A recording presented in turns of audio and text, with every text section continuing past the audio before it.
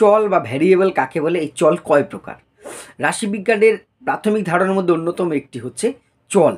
পরিবর্তনশীল বা পরিবর্তনীয় যে কোনো মানকেই বলা হয় চল। যে সমস্ত মানগুলো এখন এটা আছে পরে আবার চেঞ্জ হয়ে যেতে পারে, মানে একদম এইটা আছে মানে এইটার আর পরিবর্তন হওয়া সম্ভব নয় সেরকম নয়, যে মানগুলো মোটামুটি সময়ের সাথে পরিবর্তন হতে পারে প্রয়োজনের সাথে, সেই মানগুলোকে বলা হয় চল।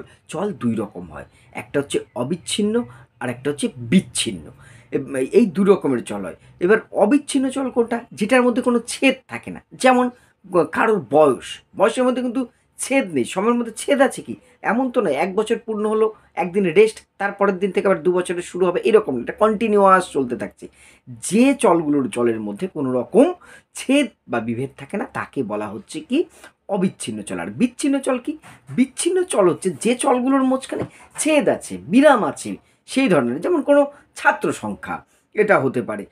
এই ধরনের কোনো কিছুর পরিমাপ যখন করছি সেই চলগুলোকে বলা হচ্ছে বিচ্ছিন্ন চল। তাহলে চল হচ্ছে পরিবর্তনীয় মানগুলোকে বলা হচ্ছে চল বা ভ্যারিয়েবল। এটা দুই প্রকার, অবিচ্ছিন্ন, বিচ্ছিন্ন।